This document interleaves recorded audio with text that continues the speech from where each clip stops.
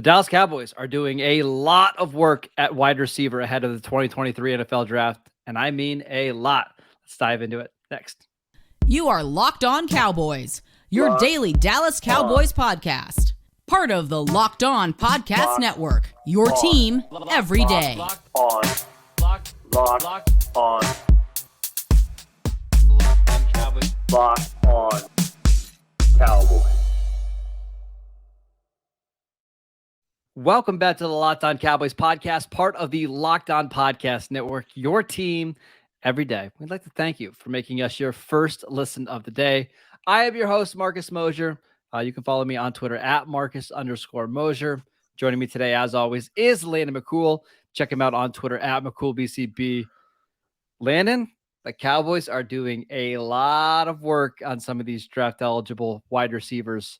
What is your first thought on that? And my first thought is that they already have a lot of wide receivers, right? I mean, they have three guys that you think that are playing level wide receivers that you want to put out on the field, a starting three, I feel like you could say. But they clearly are not, resting on their laurels just based on what 30-day visits we've heard, what workouts we've seen they've been attending. They clearly are not slowing down or putting a tamper on any of their wide receiver work. This is something that we saw early on, and I think a lot of us figured would kind of taper off once they, traded for Brandon Cooks. But the Cowboys seem pretty determined to potentially take a wide receiver probably pretty high in this upcoming draft here in a few weeks. Yeah, so we got some news on Monday that the Cowboys are meeting with Boston College wide receiver Zay Flowers as a 30 visit, again, on Monday. He's not the only guy that we know that is going to be meeting with the Cowboys. We've got a pretty extensive list. We can't reveal all of the names, but we certainly can tell you a few of them. So not only Zay Flowers, we've got Quentin Johnston. We know that the Cowboys are meeting with Tank Dell. I believe they have a private workout scheduled this week. We know that Josh Downs is a 30 visit. He told us as much at his pro day. We know that Jonathan Mingo is an option. I believe Rashee Rice is a local Dallas Day visit. I know the Cowboys like Marvin Mims quite a bit. And there's some other receivers that haven't been announced yet that are expected to go within the top 75 picks that are also going to be in visiting the Cowboys. It's pretty surprising, Landon. I got to be honest. Yeah, I mean, just the sheer number. I mean, you only get 30 of these visits, and not everyone that you just mentioned is listed as an official 30 visit, but the fact that the Cowboys there's two things here that are shocking. One, the initial shock of the Cowboys just kind of throwing aside their previous wide receiver size templates and just basically looking at the whole field. And then two, the fact that they're looking at the entirety of the field of day one and day two wide receivers. I mean, that's I think the thing that's the most surprising is that, look, would it be surprising if they drafted a wide receiver in the fourth round if they like the value? No, not at all. What I think is surprising is that all the names you just listed, Johnson, Flowers, Downs, Mims, all these guys, we already mentioned Johnson. All these guys are they're day one, day two picks. Some of those guys are definite day one picks. Oh, Flowers, and we'll talk about Flowers in just a second. But that's a guy who it might need to be a little bit of a stretch for him to make it to you at 26. Absolutely. If you pick him at 26, you're taking him. He's going to be a good value at that spot. So it is very interesting to me. But say what you want about Johnson. At the time that the Cowboys were scheduling all this, I mean, look, they have their own thoughts on this. I mean, Johnson was a first-round pick that the Cowboys were not going to get any chance to draft, right? That's the thing. That may have changed now a little bit, but the point is that the Cowboys are doing work on wide receivers that they're not going to be able to get on day three. They're not going to be able to. These are guys that they are going to have to pay premium draft capital to get. So to me, that indicates that the Cowboys are probably pretty darn serious about drafting a wide receiver high in this draft. Well, and we talked about this pre-show, but if you are, I don't want to say dead set on drafting a receiver because I don't think they operate that way. Right. Yeah. But I think they're very interested. And let's say Flowers, for example, has a top 15 grade. He falls to 26. They draft him. To me, Landon, that means we're going to see a whole bunch more receivers on the field this year than in previous years because you have CeeDee Lamb, who's going to play 95% of your snaps. You just traded for Brandon Cooks. You just restructured Michael Gallup's contract, so he's going to be here for the long haul. You drafted Jalen Tolbert in the 3rd round last year. Now, if you're spending another 1st-round pick, these guys are going to all play a lot. Let's step back and take a larger picture of what we've seen so far, right? I think coming into the early part of the draft, we looked at the strength of the draft, and you and I talked a lot about tight ends that are coming in, about all the different levels that you can get from your Washington to your Kincaids to your Laportas. I mean, there's lots of these different types of tight ends. The Cowboys are looking at none of these guys. Well, hold on. Braid Willis from Oklahoma is the only one right now. He's not a tight end, man. I'm sorry. I'm claiming him. I've claimed him as a fullback. So we could be hearing visits later like that. They still have spots open, but like it's notable that we haven't heard, hey, Dalton Kincaid's coming to the Star. All right, Michael Mayer's coming. Let's do a little math with all this real quick, right? We hear McCarthy talk about a change in protection schemes, right? We hear the talk about some concerns about Terrence Steele playing right tackle, a move to left guard. I don't think that has just to do with the fact that they want to play Tyron Smith. I think that has to do with the fact that they're a little bit concerned about putting Steele out on an island if they do more 5-man protection schemes. If they do more 5-man protection schemes, that means that they are not potentially leveraging a tight end in pass protection to help out your tackles. And if they're not leveraging their tight ends to occasionally help out with protections, could we be seeing the groundwork being laid for this offense to include 4 wide receivers on the field as a not just a change up, but as a heavier personnel package? I think that there is some things to look at here. They have a starting 3. They just traded for Brandon Cooks, and then on top of that, they are now continuing to look very heavily at very high quality wide receivers to draft high. I kind of I don't want to make any full commitments, but all those kind of separate, disparate pieces don't seem so disparate to each other. They seem to be telling a story about a team that might be playing a little bit more wide receivers on the field than they have previously the last few years. Yeah, but Mike McCarthy said they want to run the ball more. Yeah, see, I mean, that's the thing. And that's the thing. This is why we told you not to listen to that then. I mean, because, or at least I said, I'm pretty sure you were on board with me too, is because his actions don't match any of that. You know, Mike McCarthy's history has never matched any of that. Like it's none of that stuff makes any sense combined with all the other things that we're seeing, including the feeling that Terrence Steele may not be able to play right tackle as a starter. I mean, if you're desperate about running the ball, then you probably start the best run blocking right tackle at right tackle. So I'm wondering if this isn't all just pointing towards a shift in offensive, like the personnel deployment to the way that they do it. You know how it's easier to run the ball when there's fewer defenders in the box because you have all these corners out there having to cover receivers, right? And listen, if you're Tony Pollard, you probably are loving this, right? Like, hey, if I could get 5-man boxes to run against behind that offensive line, sure, sign me up.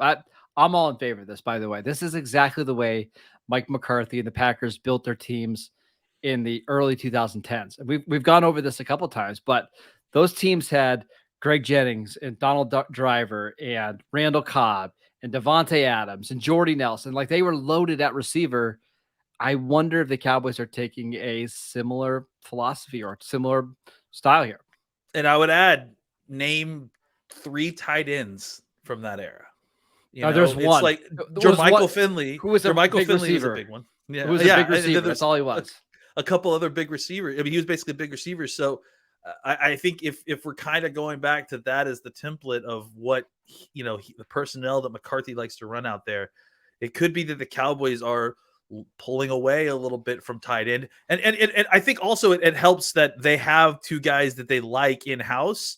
So they feel like, okay, we've got maybe what we need for tight end if we are going to be playing that much more 4 wide receivers. And maybe that's the plan. We should talk about what tight end they like more on a different podcast, but we'll talk about that later. Landon, let's talk about these actual receivers that the Cowboys are bringing in and why they might fit this Cowboys offense next. This episode is brought to you by the Ultimate Football GM app. You've heard us talk about this mobile game before, and if you've ever thought that you'd make a good GM, you've got to give it a try. It's not quite as easy as you may think to create a dynasty. When you play Ultimate Football GM, you get to control and manage every strategic aspect of your team as you play through seasons and lead your team to glory, trying to build an historic dynasty. With Ultimate Football GM, you're going to be responsible for controlling the destiny of your franchise by hiring the right coaches and coordinators, managing all the finances. You're going to be doing the negotiating with players' salaries and free agency. You're going to have the draft. There's going to be injuries. There's going to be player problems that pop up in the locker room, all in the ups and downs of the season. This is a challenging but realistic game world. Ultimate Football GM is completely free and playable offline, so you can play on the go as you want to and when you want to. Locked On Cowboy listeners get a 100% free boost to their franchise when using the promo code Locked On in the game store. That is Locked On, all in caps. So make sure you check it out today. To download the game, just visit ultimate-gm.com or look it up in the app stores. That is ultimate-gm.com. Ultimate Football GM. Start your dynasty today.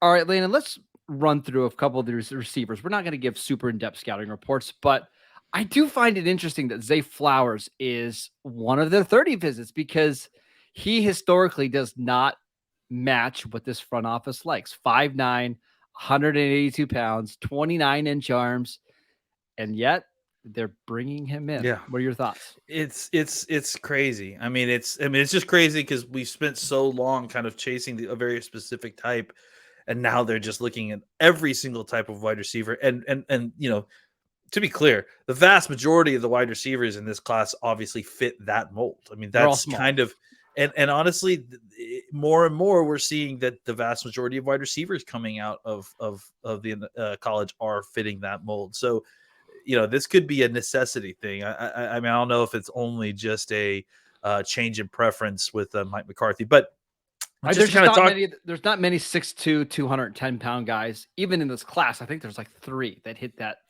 measurement. So should we start by talking about a little bit about some of the smaller guys and see how they fit in the offense a little bit? So I would say that Zay Flowers seemingly is kind of more the exception to these guys. I'm sorry if we're just going to kind of group all the smaller guys together, right? To me, Zay Flowers, despite his size, can kind of do it all. Like I don't mind having a problem. I mean, despite him being very, very small, I don't have an issue with him being outside. I don't have an issue with him being a flanker. You know, obviously, I like that he's over 180 pounds. Like the other guys in this class that we're going to talk about are like 170. At least he's over 180. Yeah, and that's really the thing, right? And maybe that's a little bit why he's kind of a little bit separated from guys like Downs, is that, you know, he is smaller for sure, definitely well below any kind of thresholds the Cowboys had previously, but he's still 180 pounds at that height is kind of solid. He shows, you know, an incredible acceleration and burst. He can get up and get the football. He's got a my ball mentality.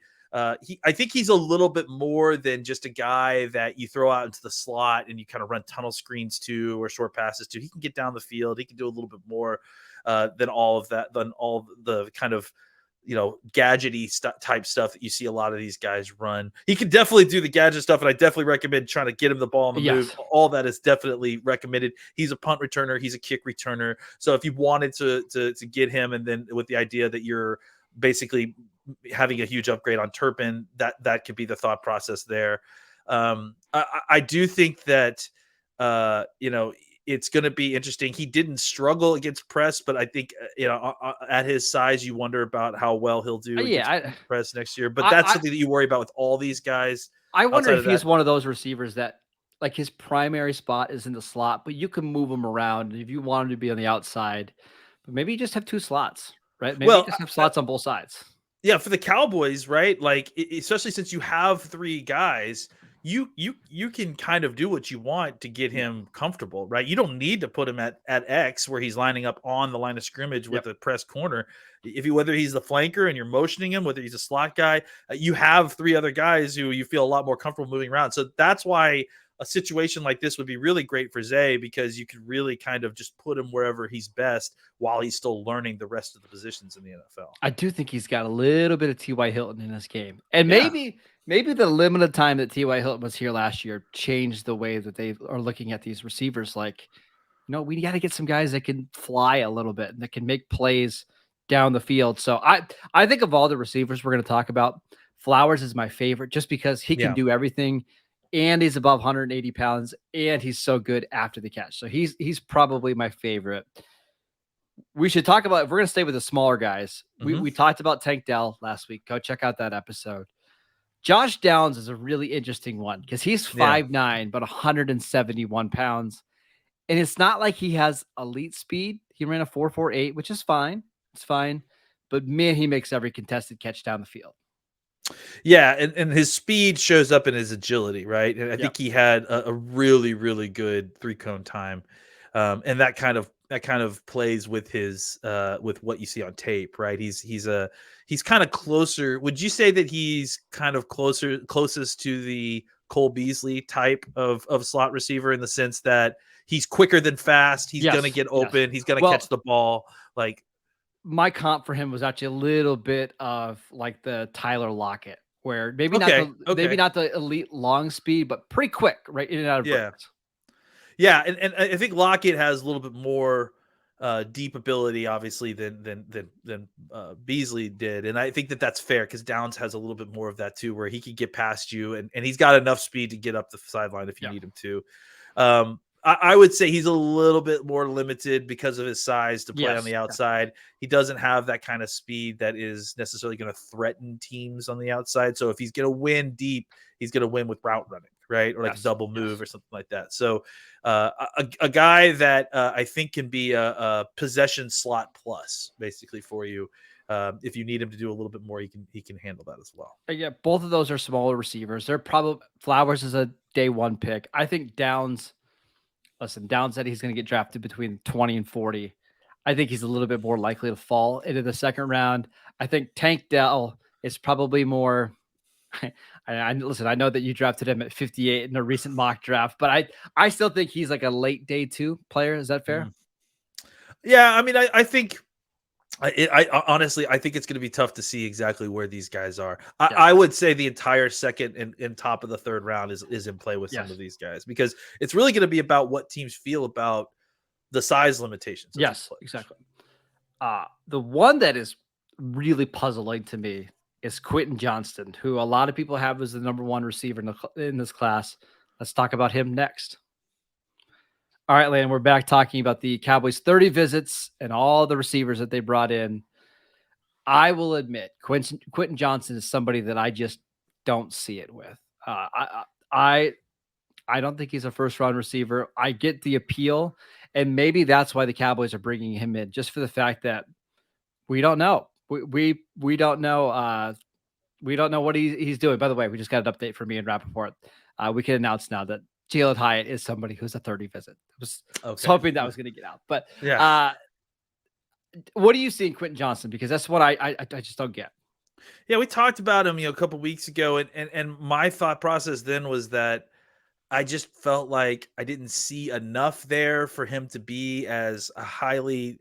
I'm pretty sure that I wrote in my grade that I felt like he was going to be drafted way above where I would feel comfortable drafting him. Yes. And I think that you've seen a little bit of that kind of play out a little bit in his draft process. He's not quite the elite athlete that I mean, he has the jumps. I mean, that part was not surprised because you see it on tape. Yes. He's more of a 4.55 guy, a 4.5 guy, not a sub 4.5 guy. And that I think the issue there is that he's supposed to be like an elite athlete. And that's why you're kind of drafting him high, because he has pretty severe drop issues. And he had severe drop issues in his pro day, so I guess it was a pretty bad pro day, but yeah. So I think he is a certain type, and I think that certain type is harder to procure. And I think because of that, he is being pushed up a lot. But I do wonder if we get to the draft and he's a guy who starts falling because maybe teams seeing what we see, right? If like he falls all the way down to 26, I mean, I don't know that I necessarily by default love him more than some of these other wide receivers, but I have to think that he's someone that you'd have to consider if he fell to 26. This just reminds me so much of last year when we were doing this, and Treylon Burks was a 30 visit for the Cowboys. Like the same type of profile. It's a 6'2", 210-pound receiver that doesn't run great routes, that you kind of have to scheme him touches and you don't really know about the hands. These guys just make me really nervous. And I know It's the upside.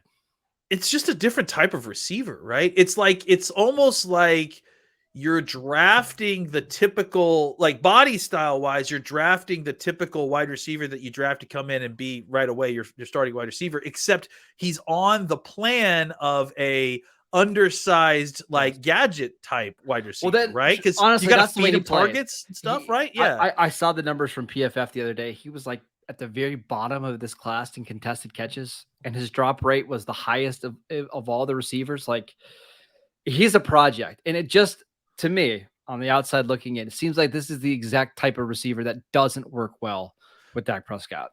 And the contested catch thing is extremely puzzling because I mean the selling point on this guy is that he's going to be able to high point the ball above everybody. But the fact that he still doesn't like succeed at a high rate at a contested catch, it's like, what are we doing here? That's honestly what I felt like while watching his tape at times. Again, I feel like we're trashing this guy. We're too not. much. It's just he's a really puzzling player. That's all. He is, and it's like he does a couple things well, but like it's like there's a complete mismatch between his athleticism and his skill set, and it's like I don't really know what exactly. I think I would play him at the X, and I mean, especially in a core yell system, I think you'd love this guy as like a 9 slant guy, right?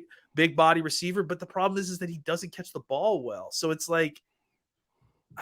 I would be really nervous about drafting him even at 26, but I have to think that, there is upside there that is putting him in the conversation for sure at 26. I would imagine. And we should mention the other guy, Jalin Hyatt, which, listen, the Cowboys were very, very much present at Tennessee's pro day. Their wide receiver coach was down there working both Jalin Hyatt and Cedric Tillman out. Hyatt's another one of these smaller receivers, 176 pounds. Now, he is over 6 foot. Ran a 4.40 40-yard dash, but if you want like deep speed, Hyatt has it. Yeah, and he's kind of another interesting guy too. You mentioned not necessarily the typical undersized guy. He's over 6 feet. He's well over. I mean, he's got an inch on 6 feet. He's 6'1", a true 6'1", but you mentioned not even 180 pounds. He kind of played in a slot role a little bit. You saw him a lot of running kind of deep nines from the slot and posts and stuff. Obviously, against some really, really good competition. His running mate, Cedric Tillman, is another guy that we should talk about at some point, who's a little bit more of a traditional body type wide receiver than the rest of these guys. Who may or may not be visiting the Cowboys as a 30 visit, but hasn't been announced yet. I will say that, yes. But I mean, I will say, having not announced it yet, there's probably some tea leaves reading that if you could say that Prince was out there working out both Hyatt and Tillman, that might be something worth keeping in mind. But I will say Hyatt is a guy that I feel like you could play him a little bit as a Z, as a slot. He's got that deep speed. He's a guy that from the slot can win deep and really press the back end of your safeties. Tillman to me is more of, if you draft Tillman, I think you could probably play him wherever. I think he could probably play be a really good Z, but you could also play him at the X a lot more. Yeah. He feels like a really good number 4 receiver that can just kind of do everything right away. Yeah, and I think that's, I don't think he's necessarily similar in playing style, but maybe a little bit. But I think Cedric Wilson is a kind of an interesting comparable to him in the size of body size, speed, athleticism, usefulness, right? Like I think he could be that guy where, honestly, if Tillman hadn't had kind of a up and down senior season, his junior tape is incredible.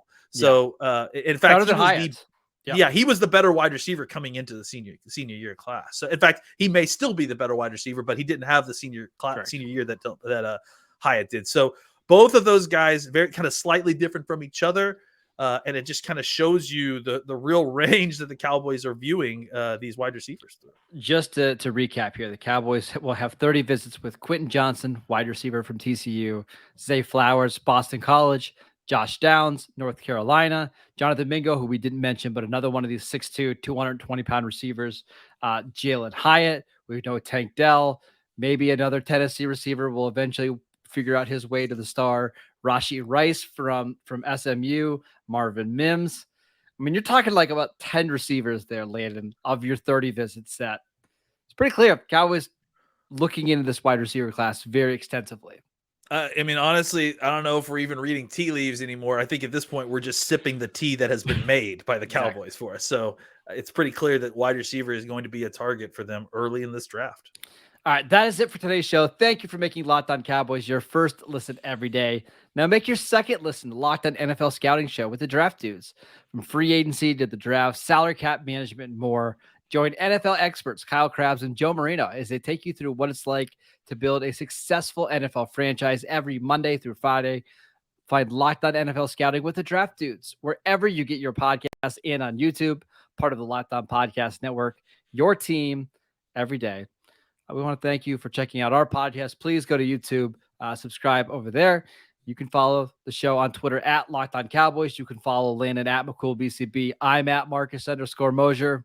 And we'll see you guys next time.